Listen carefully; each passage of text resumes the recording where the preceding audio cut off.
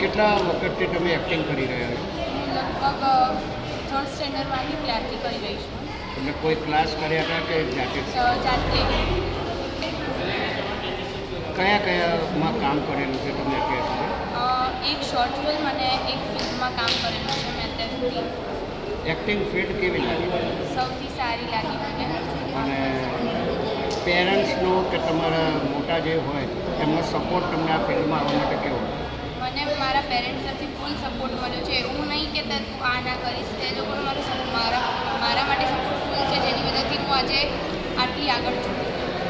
તમારી એજની જે છોકરીઓ છે એમને આ ફિલ્ડમાં આવવા માટે તમે શું મેસેજ આપવા માંગો?